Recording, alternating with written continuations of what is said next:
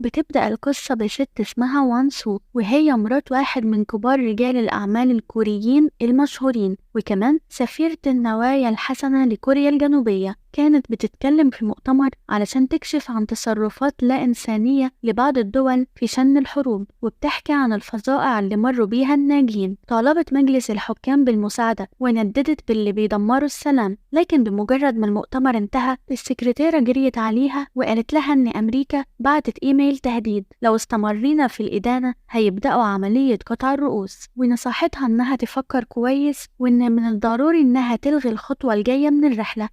لكن وان سو ما خافتش وأمرت السكرتيرة إنها تعلن عن جدول الرحلة. من ناحية تانية دو يون بالصدفة اكتشف أثناء تحقيقه إن موت زميله كان ليه علاقة بقاتل اسمه بانج مان. من 3 شهور زميله مات في قضية، والوحيد اللي كان دليل هو كلام القاتل، واللي هو الورد وصل للمحل. دو يون فضل يحقق بهدوء لمدة 3 شهور، وأخيرا لقى خيط. بعديها بأيام لما وان سو وصلت الفندق قناص كان مستهدفها من على الناحية التانية من الشارع. لما دو يون سمع الصوت حس إن القناص هو القاتل، واتصرف على طول علشان يحمي وان سو. قاوم القناص وخد وان سو وهربوا من المكان.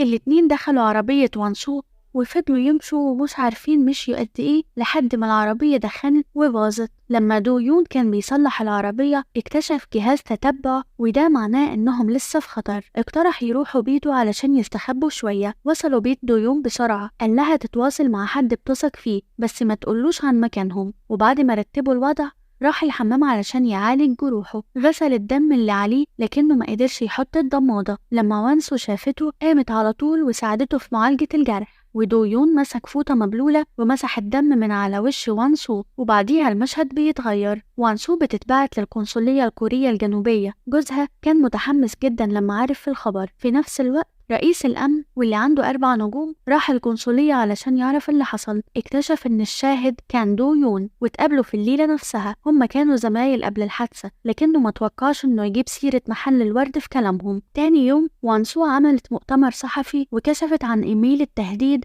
اللي بعتته أمريكا. التصرف ده زعل حماتها. في الليل علشان تشكر الناس اللي ساعدوها وانسو وجوزها عملوا حفلة. قبل ما يدخلوا الحفلة جوزها قدم لها الحارس الشخصي الجديد، واللي هو طبعا دو يون. الاتنين بصوا لبعض بصدمة لما عرفوا بعض. وانسو بالصدفة شافت جوزها مع واحدة تانية، وبدل ما تتعصب قالت لعشيقته تخلي بالها من التصرفات دي علشان ما يبقاش في فضيحة لو الصحافة عرفوا. وبعديها راحت معاهم حفلة خيرية وهي ايدها في ايد جوزها ورقصوا قدام الضيوف. في الليل حماتها نادتها على اوضتها ورمت الجورنال قدامها. بأسلوبها المتسلط ما قالتش حاجة، لكنها مسكت كوباية ورمتها على الأرض. وبعديها مرتاحتش علشان كده زقت كل الكاسات اللي على البار. وبعديها سألت حماتها لو هي عارفة ان ابنها بيخونها، وردت وقالت لها انا عارفة. وفي الحقيقة كل ده كان مرتب من حماتها. كانت عايزة وانسو تطلق ابنها، لكنها مش قادرة انها تخلص منها. وانسو حذرتها انها ما تفكرش تلمس الشركة، وانها لو اضطرت تتطلق مش هتسيبها ترتاح. واضح ان وانسو ماسكة عليها حاجة كبيرة. وبعديها بنشوف وانسو وهي بتشرب علشان تنسى. من غير ما تاخد بالها كانت سكرانة شوية. دويون اللي كان ماشي جنبها شافها. وبشكل عام الحارس الشخصي ما ينفعش يتدخل، لكنه ما قدرش يتجاهل. لما دويون رجع في اللحظة نفسها وانسو كانت خارجة من المطعم. لما دويون شافها بتترنح راح علشان يساعدها، لكنها ما اهتمتش بيه ومشيت على المصعد وهي في حالة ذهول. لكن في اللحظة اللي باب المصعد كان بيتقفل وانسو فتحت الباب تاني وبصت لدويون بنظرة نواياها كانت واضحة. دويون اتردد لثواني وبعديها دخل المصعد. بعديها مسك ايد وانسو ونزلها لتحت ومشيوا من غير ولا كلمة لحد باب الأوضة. في اللحظة دي كارت الأوضة وقع على الأرض. في الحقيقة دويون ما كانش قاصد إنه يستغل الموقف، هو كان بس عايز يرجع وانسو على الأوضة بأمان. لما كان هيخرج الباب اتخبط. اللي كان بره الباب هو جوز وانسو. بالصدفة لقى كارت الأوضة واقع وكان عاوز يرفعه، لكن رئيس الأمن ظهر فجأة وقال إن مدام وانسو شربت كتير ونامت. لما سمع كده جوز وانسو مشي وهو زعلان، والاتنين اللي في الأوضة كانوا مرتاحين جدا. الوقت مر وكل الأنشطة خلصت، ودويون رجع مع فريق الأمن للفيلا في سول. وأثناء ما كانوا بيتكلموا دخلت حارسة شخصية وقالت إن وانسو عاوزة تشوفه. دويون بدأ يجهز حاجته علشان يروح، لكن بالصدفة خبط صورة كان مصورها مع زميله. افتكر إن زميله كان قال حاجة عن الصور. لما دويون قعد يفحص الصور اكتشف إن فيها فلاشة. الفلاشة كان عليها 3 فيديوهات ويبدو إنهم متعلقين برئيس مجلس الإدارة اللي مات. دويون راح لوانسو فورا وقال لها إن في حد بيحاول يتخلص منها وإنهم ناس محترفين قوي. وانسو ما صدقتش وقالت إنه يثبت كلامه. دويون اضطر يعترف إن هو ما أنقذهاش بالصدفة، وإن زميل ليه اتقتل برا البلد، وإن القاتل والمهاجم الإرهابي هما نفس الشخص. وانسو ما كانتش عاوزة تكمل الكلام، قامت وراحت تمشي، لكن دويون مسكها وقال لها ما تثقش في أي حد حواليها علشان هو يقدر يحميها. من 2 دويون وزميله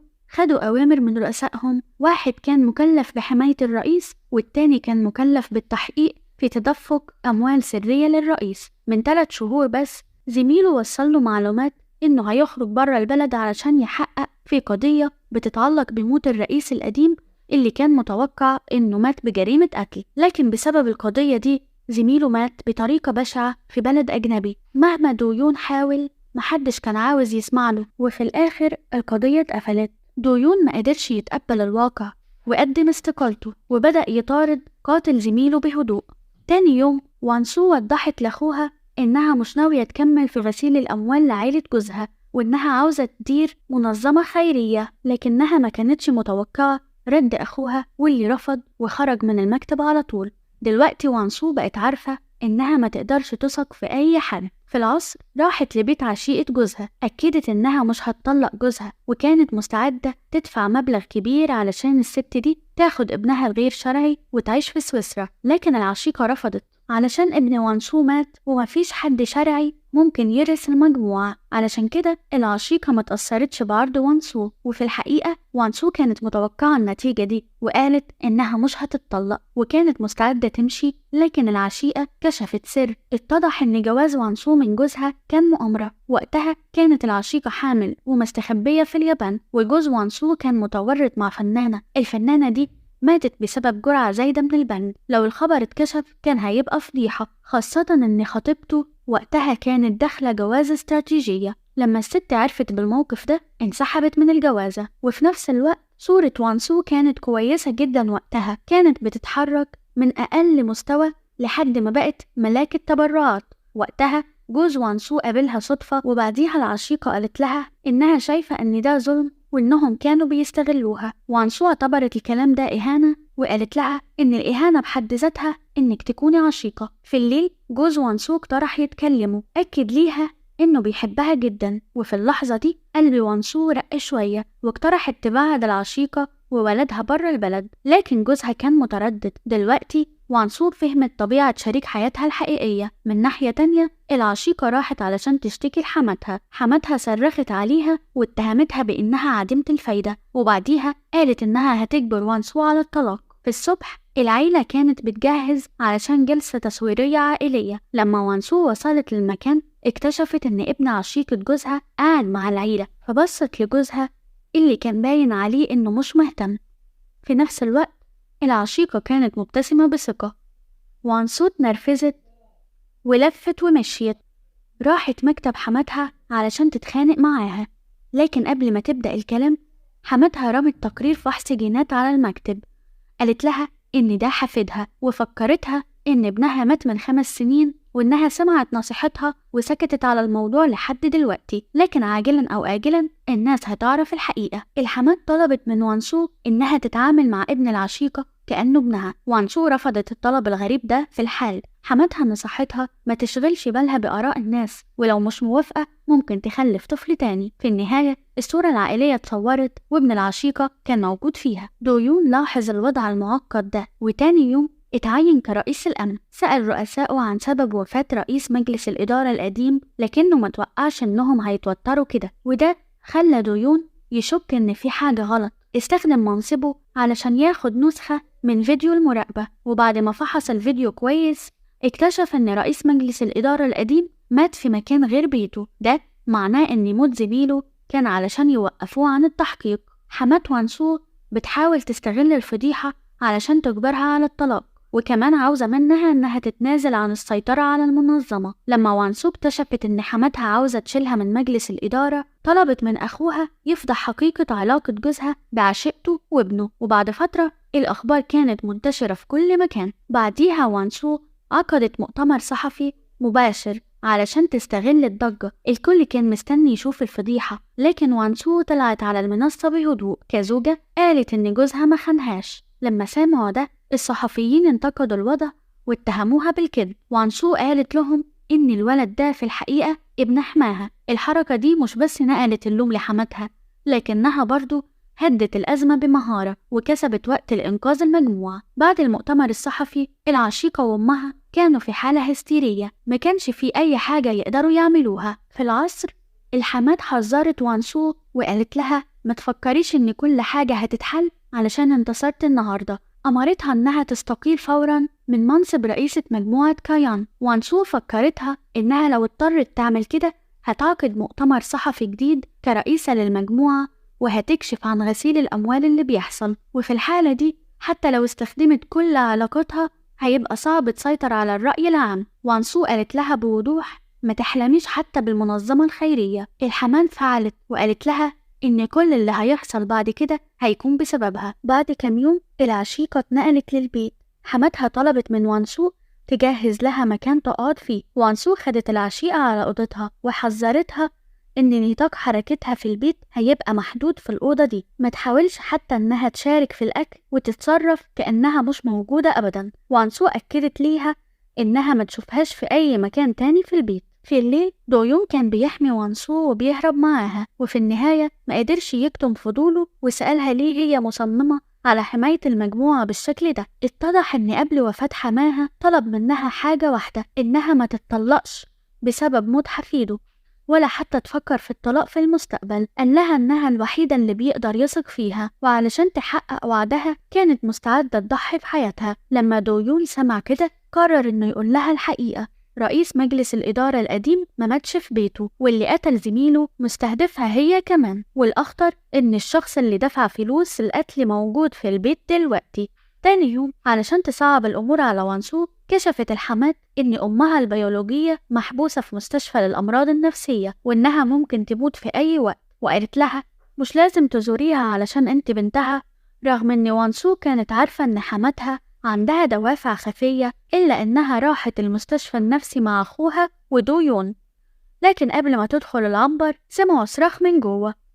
أم وانسو كانت بتتوسل ليها تسامحها وهي على فراش الموت. بنشوف فلاش باك بيبين إن أمها كانت بتستخبى في كوخ الكلاب علشان تهرب من الديون، وكانت ما بتجرؤش تصرخ حتى لما وش بنتها كان بينزف من الديانة اللي بيضربوها. لكن وانسو كانت عارفة إن أمها عملت كده علشان توفر فلوس لتذكرتها للخارج، وده اللي خلاها تخرج من الفقر وتنجح. لكن قبل ما تلحق تسامحها الست العجوز طلعت آخر نفس. وانسو صرخت من الألم لفقدان أمها.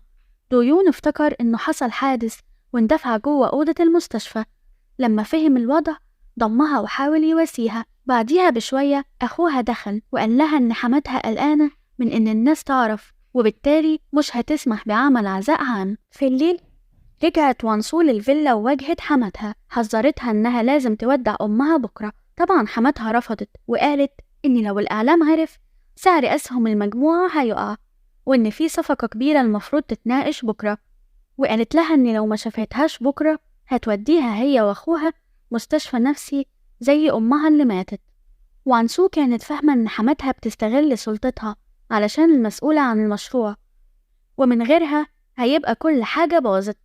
وبعديها دويون شاف علامات الحزن على وش وانسو بعد الجدال ده. وانسو كانت بتتفرج على رماد أمها وزعلانة علشان مش عاوزة تدفنها بالطريقة دي. راحت أوضة دويون وطلبت منه يوصلها لمكان معين، وعلشان يتجنبوا أي مشاكل دويون فك جهاز التتبع من العربية وطلب من وانسو تقفل موبايلها، والاتنين هربوا من الفيلا. بيروحوا لبيت وانسو القديم. دويون بيثبت دبوس الحداد في شعر وانسو وبيربط شريطة تذكارية على ملابسه. البيت كان زي ما هو، بس ما كانش فيه حياة زي الأول. كان مليان ذكريات مؤلمة عن الأحباب اللي ماتوا وانسو لقت نفسها قاعدة قدام كوخ الكلاب، وكلمات أمها كانت بتتردد في ودانها من غير ما تحس. الليل كان خلاص بيقرب بعد موت أمها، وانسو فتحت قلبها لدويون. اعترفت إن ابنها مات، لكن قدام الناس بتدعي إنه في سويسرا. دويون معرفش يواسيها بكلام، لكنه حط إيده حواليها من غير ما يقول حاجة. وانسو سابت نفسها ومالت على كتفه ودموعها نزلت. لكن فجأة حصل حادث غير متوقع. تصرفهم ده كله اتسجل وتصور بالكاميرا، والصور وصلت لحماتها. في الليل دويون ووانسو اتطلبوا لغرفة المعيشة. جوزها راح وضرب دويون وصرخ إنه هيطرده. وانسو ما قالتش أي حاجة ورجعت أوضتها. لكن حماتها كانت مكرة جدا، أمرت رئيس الأمن يروح مكتبها. طلع إن الست العجوز كانت عارفة إن وانسو مش هتوافق تطرد دويون، فطلبت من رئيس الأمن ما يسمعش كلام ابنها. في الوقت ده وانسو راحت أوضة دويون علشان تطلب منه يساعدها إنها تلاقي القاتل الحقيقي اللي مستخبي في البيت. وفي نفس الوقت الحماة استدعت ابنها للمكتب. كشفت ليه إن وانسو عمرها ما وافقت على الطلاق، وإن عندها أدلة كتير لو كشفتها هي وابنها هيخسروا حقهم في إدارة البزنس. قالت له إن الحل الوحيد إنهم يتخلصوا من وانسو للأبد. وعلى الجانب الآخر دويون عرض على وانسو تسجيلات مراقبة بتوضح موت الرئيس القديم. حكالها التفاصيل عن موت زميله. الاتنين اتفقوا يشتغلوا مع بعض في التحقيق. دويون كمل يلاحق الأدلة بالسر، بينما وانسو استمرت كرئيسة للشركة. في الحقيقة دويون كان دايما عنده شك في رئيس الأمن اللي ظهر في تسجيلات المراقبة علشان شافه لما كان في الخارج. دويون اتبع الأدلة اللي زميله سابها وحط صورته من غير ما يظهر وشه في عصابة النجوم التمانية، وفي أقل من ساعة صورته ظهرت على موبايل رئيس الأمن. اليوم التالي رئيس الأمن استخدم الصورة وسأل دويون عن سبب زيارته للمجموعة. دويون اضطر يكشف إنه قابل الرئيس في الخارج لما كان بيحقق في موت زميله.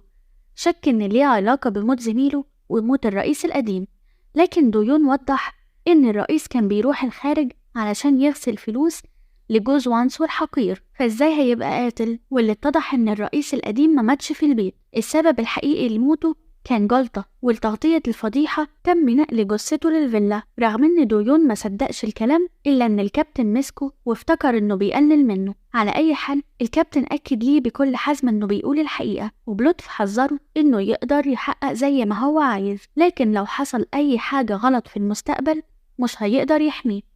في ناس ممكن تفكر إن دويون بيحاول يخوفهم وبيستخدم نفسه كطعم. لو الكابتن متورط في المشكلة دويون أكيد هيلاحقه. في اليوم اللي بعده وانسو كانت بتقوم بعمل خيري، وفجأة سكرتيرتها استلمت رسالة نصية.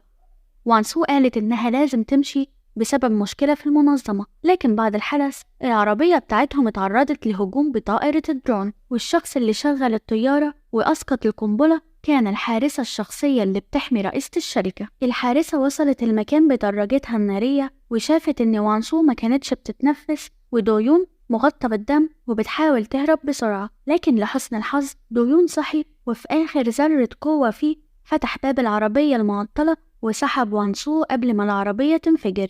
حطام الانفجار اخترق ظهر دويون، وبعد ما اتأكد إن وانسو سليمة فقد وعيه واتنقلوا بسرعة للمستشفى. وبسبب خطورة إصابته العملية الجراحية استمرت لحد نص الليل. الحارسة الشخصية كانت بتراقب بره طول الوقت، وبعد مدة طويلة الدكتور أخبر رئيس الأمن إن العملية نجحت، لكن لازم يفضلوا يراقبوا الحالة عن قرب. الحارسة سمعت الكلام ده، ومن ناحية تانية وانسو صحيت من الغيبوبة، ومع أنها عندها كدمات حياتها كانت مش في خطر. أول حاجة سألت عنها لما صحيت كانت عن دويون، لكن زوجها الحقير فكرها إن المستشفى كله محاصر بالصحفيين، ولو مش عايزة تتصور الأفضل إنها تفضل على السرير. في الوقت ده الحارسة الشخصية شتتت انتباه الممرضة الشغالة، كانت على وشك إنها تقتل ديون. الزوج هو الوحيد اللي شاف دويون وبصله من بعيد وخرج من الأوضة من غير ما يقول حاجة. لما الحارسة حاولت تكرر المحاولة اكتشفت إن في كاميرا فوقها، علشان كده مش هتقدر تتحرك، وبعديها بلغت إن محاولة الاغتيال فشلت. اليوم التالي مدير الشرطة ادعى للفيلا. حماتها مارست عليه ضغط علني وطلبت القبض على القاتل الحقيقي في أسرع وقت. وهنا ظهر تفصيل مهم. لما الحماة ذكرت واقعة إطلاق النار والقنبلة بصت بشكل متعمد على السيد هان اللي كان جنبها. بعد ما خلصت الحماة كلامها، السيد هان أعطى مدير الشرطة ظرف كبير، وفي لطف قال له لو ما قبضتش على المجرم هيبقى معناه إنك مش كفء، أو هيبقى واضح إنك متغاضي. وأضاف كل مرة وانسو بتتعرض لهجوم أو محاولة اغتيال، أسهم الشركة بتقع من 5 ل10 نقاط، علشان كده لازم التفجير ده يتحل بسرعة. مدير الشرطة كان مخضرم وفهم الكلام على طول، قال إنه هيحمل الجريمة على عصابة أمريكية. من ناحية تانية، وانسو راحت أوضة ديون في المستشفى، لكنها اكتشفت إنه مش موجود. في الحقيقة ديون استغل علاقاته وحصل على فيديوهات المراقبة لموقع الجريمة. لو وصلتوا لحد هنا ما تنسوش تضغطوا لايك وتشتركوا بالقناة، ويلا بينا علشان نكمل. وبعديها الزوج الحقير بيطلب من الكابتن يرسل 70 جزمة دولارات تاني. الكابتن أدرك إن الراجل ده بيجمع فلوس سرية، وده كان بيتماشى مع كلام ديون اللي قاله قبل كده، وبدأ يفكر هل موت زميله ليه علاقة بالعصابة فعلا؟ في الظهر وانسو كانت مستعدة إنها تغادر المستشفى، لكن قبل ما تمشي راحت أوضة ديون ووبخته بنبرة حزينة. قالت له إزاي كنت مهمل كده؟ ده كان ناقص سنتيمترات واحد والجرح كان هيعدي لرئتك. ديون رد عليها وقال لها ده قلبي اللي خلاني أعمل كده. في اللحظة دي قلب وانسو وقع بالكامل. الراجل اللي قدامها اللي ممكن يضحي بحياته علشانها بيستاهل إنها تتمسك بيه، وديون كان حاسس بنفس المشاعر. مسك إيدها وما قالوش أي حاجة لبعض، فضلوا واقفين جنب بعض بصمت. في اليوم التالي وانسو طلبت من أخوها يسلمها دفاتر الحسابات. المرة دي اعترف إن في دفترين واللي معاه كان متلاعب بيه من وقت ما بقى رئيس الحسابات في المنظمة. قال لها إن لو حصل أي حاجة هو اللي هيتحمل المسؤولية. مهما حاولت وانسو تكسبه، أخوها رفض يسلم الدفاتر. في الليل الحماد خبطت على باب سكرتير هان. في الحقيقة الاتنين كانوا على علاقة سرية بقالهم سنين. ابنها الحقير كان عارف الموضوع ده من وقت ما كان صغير. سأل أمه مرة إيه اللي هيحصل لو أبويا عرف؟ ردت عليه هو عارف من زمان. المشاكل العائلية دي أثرت جامد على الراجل الحقير ده، وكان بيجمع فلوس سرية غالبا علشان يواجه السيد هان. تاني يوم رجع ديون للمكتب، فراح ليه قائد الفريق وأخبره إنه بعت فلوس تاني لجوزها الحقير، وذكره إنه قريب من رئيس الشركة، وقال له معتقدش إنه وراه حاجة. وانسو لاحظت ديون وهو بيفكر، فدخلت أوضته في الليل وقالت له إن نظام المراقبة في الفيلا بالكامل موجود في أوضة مديرة المنزل، وكمان في حاجة تانية عاوزة تسأله عنها. السيد هان معاه دفاتر حسابات الكونسورتيوم، لكن في وسط الكلام شافت إن جسم ديون لسه ملفوف في الشاش، فقررت إنها ترجع أوضتها. في الحقيقة ديون كان متوقع اللي وانسو بتفكر فيه، فمسكها من إيدها. تاني يوم لما مديرة المنزل كانت بتحسب الخضار، ديون تسلل لأوضتها وشاف في الكاميرا إن السيد هان شكله خارج ودايما بيحط روج قبل ما يخرج. بعدها ديون راح لباب أوضته، لكن للأسف كان محتاج الكود علشان يدخل. في الوقت ده الحمات والسيد هان كانوا بيتكلموا عن المشروع، والمساعدة جابت لهم 3 كوبايات مية. ما لاحظتش إن واحدة منهم كان عليها أثر روج، فقال في نفسه إن أكيد دي بتاعة الحمات، والكوباية التانية مفيش عليها حاجة، غالبا بتاعة ابنها الحقير. أما الكوباية الأخيرة فعليها روج شفاف، فعلشان كده عارف إن دي للمحامي هان، غالبا دي بتاعته. ديون خد البصمات على طول، والجهاز طبع بصمة مزيفة ودخل شقة السيد هان بسرعة. للأسف الحارسة الشخصية اكتشفته واتضح إنها مخلصة للسيد هان، فبلغته على طول. لما عرف التفاصيل السيد هان جري بسرعة على بيته، لكن لما دخل ملقاش حد. راجع المكتب والخزنة واطمن إن مفيش حاجة متغيرة، لكن فجأة افتكر مكان معين وراح لرف في الركن واكتشف إن دفتر حسابات الكونسورتيوم مفقود. كان مستغرب قوي، لكن في لحظة جات له فكرة عبقرية. في الوقت نفسه ديون جاب دفتر الحسابات لأوضة وانسو، ولكن قبل ما يقدروا يتكلموا النيابة اقتحمت الأوضة ومعاهم أمر تفتيش واعتقال طارئ، وقبضوا على أخو وانسو بتهمة التلاعب بأصول المؤسسة.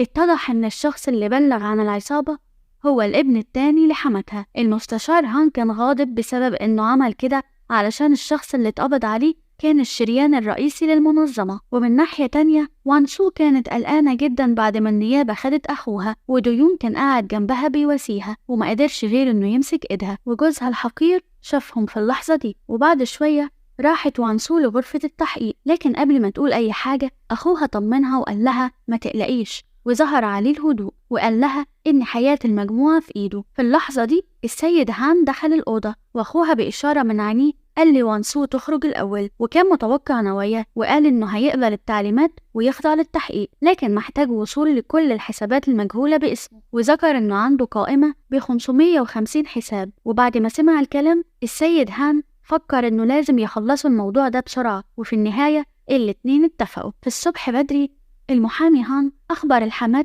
إن أخو وانسو هيتحمل اللوم عن كل حاجة وهيتم الإفراج عنه بكفالة من العصابة. من ناحية تانية لما دويون كان بيشوف دفاتر الحسابات اكتشف إن كل تمويلات مؤسسة الخير كانت مصدرة من نفس الشخص، والشخص ده هو الحماة. في نفس الوقت الحماة نادت وانسو قدامها وسألتها عن علاقتها بالحارس الشخصي اللي مش عاجبها، ولما وانسو رفضت ترد المحامي هان اللي كان جنبها قال لها بشكل واضح إن دفتر حسابات الكونسورتيوم مفقود وفي شهود شافوا الحارس الشخصي بيسرقه. بعديها الحماة أخرجت صورة ليهم وهما بيحضنوا بعض، وانسو اضطرت تعترف إنها أمرت دويون يسرق الدفتر، ووضحت إن مفيش بينهم علاقة من النوع ده. وقبل ما حماتها توبخها المحامي هان اتدخل وقال إنه فاهم تصرفها، وسألها لو كانت واثقة في دويون، وقال لها إنه معاه دفتر الحسابات وإنه أكيد هو الشخص اللي هيبلغ عنه في النيابة. فجأة الحماة قالت إنها عايزة تقتل دويون وإلا أخو وانسو هيخش السجن، وبعديها بقت أكتر عصبية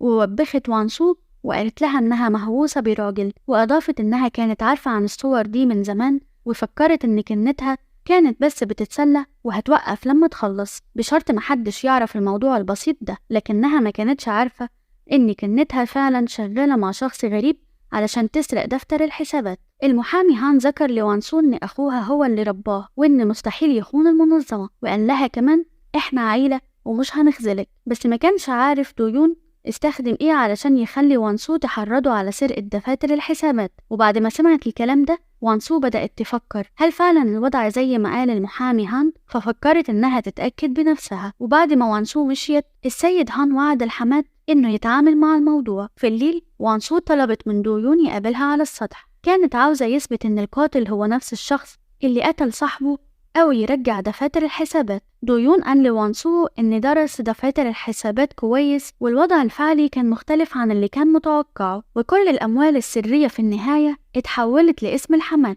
لكنه لسه ما اكتشفش السبب الحقيقي. بعد ما سمعت التفاصيل وانسو قررت تتحمل كل اللوم، لكن دويون منعها وقال لها طول ما دفاتر الحسابات معايا مش هيقدروا يعملوا أي حاجة. لكن وانسو كانت قلقانة على حياته، فدويون رد أنا هحمي نفسي وهخلصك من الجحيم ده. وفي الوقت ده العشيقة دبرت حاجة مع أمها. تاني يوم الأخبار أعلنت إن العصابة مشتبه فيها باختلاس الأموال، وده خلى العصابة قلقانة إنها هتتورط. فالحماة طلبت حل من السيد هان. اقترح السيد هان إنه ينشر خبر خيانة وانسو مع حارسها الشخصي، وده هيخلي وانسو المتبرعة الكبيرة تتخلى عن منصبها كمديرة في الكونسورتيوم، وفي كده بيضربوا عصفورين بحجر. في الحقيقة السبب اللي خلى السيد هان يعمل كده إن رئيس الشركة القديم كان موثق وصيته في الخارج قبل ما يموت، محدش يعرف محتواها، لكن الدليل الوحيد بيشير لمؤسسة الخير. علشان كده وانسو لازم يتم التخلص منها علشان واضح إنها هتاخد كل حاجة. في الظهر وانسو ودويون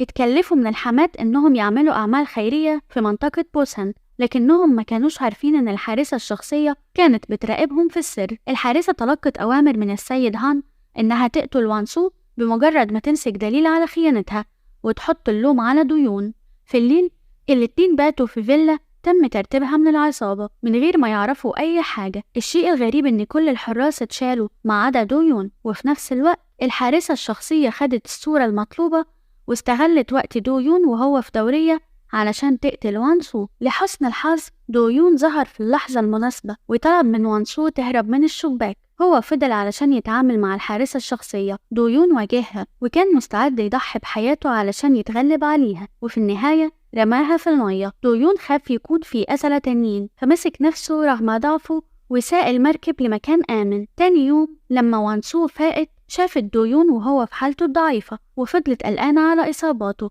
لكن دويون كان أكتر اهتماما لو كانت اتأذت ووعدها إنه هيحميها. وبعديها الاتنين باسوا بعضهم. من ناحية تانية زوج وانسو وصل الفيلا لكنه ما لقاهاش. الكاميرا بتتجه لوانسو وهي بتتقلب في نومها وبتحط ايدها على رجل جوزها ما كانش عارف يفرح بالتغير المفاجئ ده في شخصيتها ولا يزعل علشان ممكن تكون فعلا بتخونه مع الحارس الشخصي. في الظهر وانسو وجوزها حضروا مقابلة عن تبرع وظهروا على السطح كأنهم زوجين متحابين، لكن في الحقيقة وانسو ما كانتش بتهتم إلا بدويون اللي كان بيحميها. قبلها لما كانت بتداوي جرحه رغم إنها توقعت إنه اتصاب في المواجهة، لكنها لما شافت الجروح فعلا اتصدمت. الجروح القديمة مع الجديدة كانت بتطعنها في قلبها. دويون لاحظ إنها ممكن تلوم نفسها، فمسك إيدها وقال لها إنه شاف عادات القاتل من طريقة حركته، وقال لها علشان دفاتر الحسابات معايا بقيت أنا الهدف الأساسي للاغتيال. وبعديها سأل وانسو وقال لها تفكر في الموضوع، وسألها مين اللي ممكن يورث الشركة لو هم حصل لهم حاجة. وانسو راحت في تفكيرها لأخو جوزها واللي غالبا هيكون هو اللي هيورث، لكن على حسب معرفتها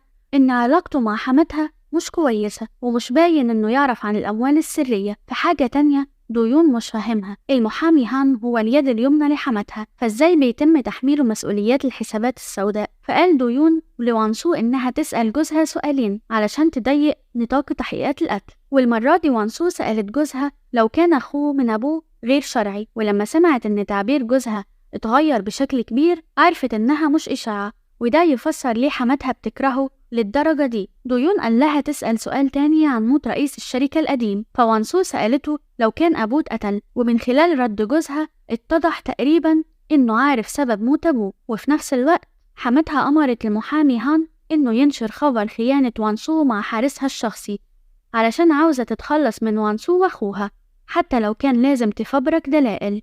في الوقت ده السيد هان اكتشف إن دويون كان بيشتغل كحارس شخصي علشان يحقق في موت زميله اللي كان بيحقق في موت رئيس الشركة القديم، فذكر لحماته إنه لو ماتت وانسو الفلوس السرية اللي تركها رئيس الشركة ممكن تتوزع بشكل مناسب.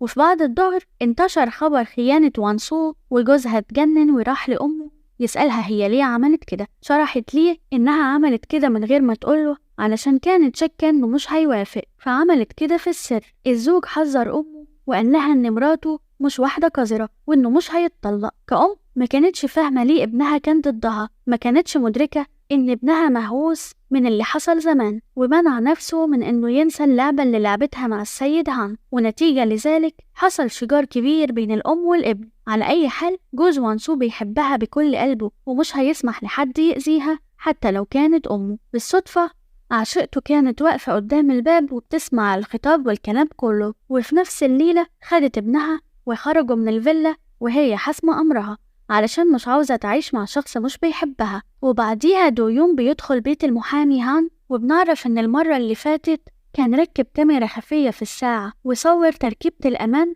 للخزنة اللي فيها الملفات، كان في جواها مستندات وشهادات. ودويون اكتشف إن السيد هان أوصى بكل ممتلكاته لابن الحماة التاني. على طول فهم إن الابن التاني ده هو ابن المحامي هان البيولوجي. في الليل جوز وانسو بعت واحد ياخد دويون على القبو ووجه ليه بارودة وشغلها على دماغه. سأله عن مدى علاقته مع وانسو، فقال له دويون إن ضميره مرتاح. بعديها سرد ليه القصة كاملة وذكر ليه إن رئيس الشركة القديم اتقتل على يد واحد من عيلته، وإن موت زميله هو أفضل دليل. لكن الزوج بقى أكتر عصبية وكان عاوز يقتل دويون، لكن وانسو جريت على الأبو في اللحظة الحاسمة ودويون طلب منها تهدي نفسها. بعد كده وانسو وجهت البارودة على نفسها. جوزها ما كانش مصدق أن مراته ممكن تاخد رصاصة علشان الحارس الشخصي، إيمانه بيها انهار في اللحظة دي. جوزها سألها لو كان الحارس الشخصي بيحبها كمان نصحها تفيق من اللي هي فيه، وفي النهاية علشان الجوز بيحب مراته حط البارودة على الأرض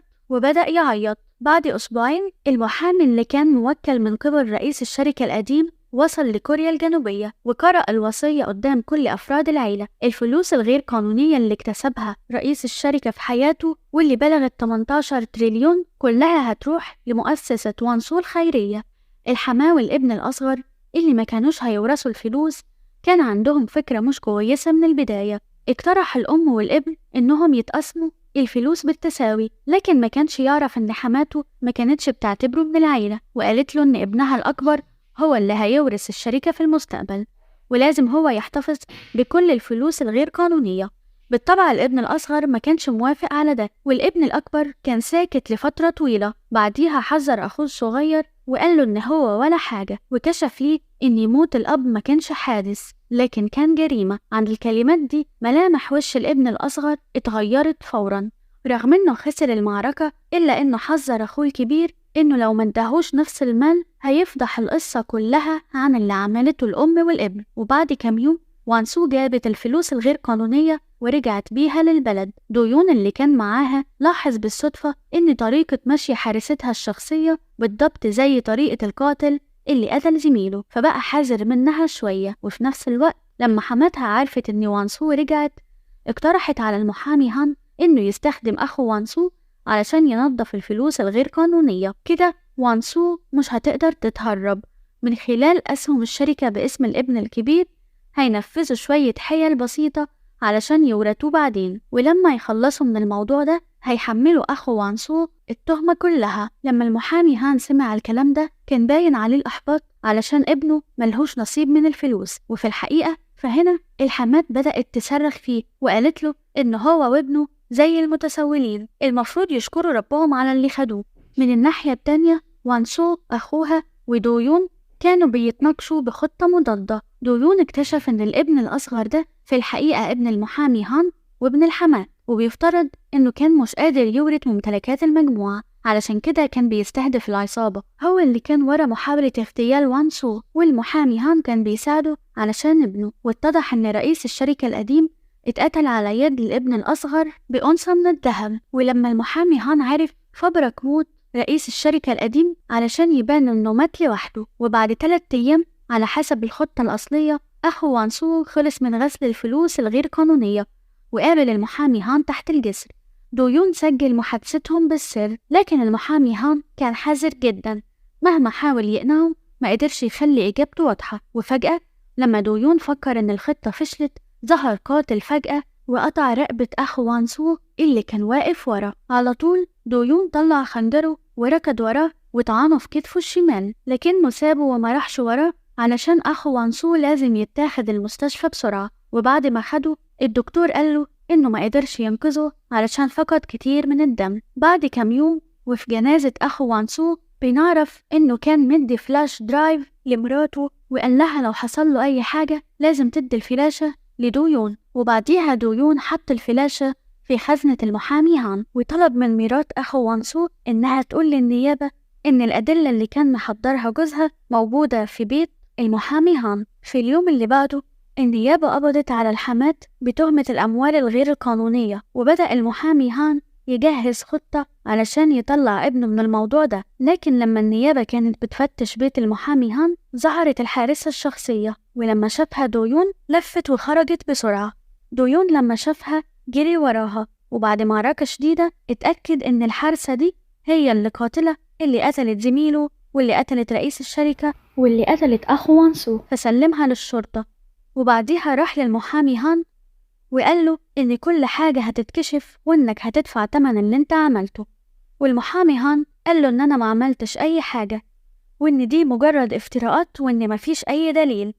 وبعديها بنشوف مشهد بيوري إن مستر هان بيدفن أنثى الذهب اللي ابنه قتل فيها رئيس الشركة. مستر هان بعد كده بيروح علشان يزور الحمات اللي محبوسة وبيقول لها إنها لازم تعترف بكل الجرائم وتشيل الجرائم اللي هو عملها. الست بتكون مش فاهمة هو ليه جاب طفل منها وهو بيكرهها للدرجة دي. المحامي هان بيقول لها إنه كان عاوز ينتقم علشان كانت بتعامله بطريقة وحشة، وعاوز يعرف هيحصل ايه لما تجيب ولد من خادم. وبعديها بيهددها وبيحط سبيكة الذهب على الطاولة وبيقول لها إن الدم الموجود هنا هو دم جوزك وبصمات ابنك هي اللي عليها، فلازم تعملي كل اللي بقولك عليه علشان ما يدخلش ابنك السجن. علشان كده الست اعترفت بكل حاجة. في نفس الليلة الابن الصغير بيرجع للفيلا وبيطرد كل الخدم، وبعديها بيقتل أخوه الكبير في لحظة غضب. وبعديها وانسو بتيجي للفيلا. السيد هان لما بيعرف باللي حصل بيحاول يلوم وانسو على الجريمة وبيخفي كل الدلائل اللي بتبين إن ابنه هو المسؤول عن الحادثة، وبيطلب منه إنه يختفي. لكن الابن ما بيختفيش وبيلاقوه لسه متخبي في الفيلا. دويون بيسلمه للشرطة وبيسلمه بناء على الأدلة اللي تركها أخو وانسو واعتراف حماته.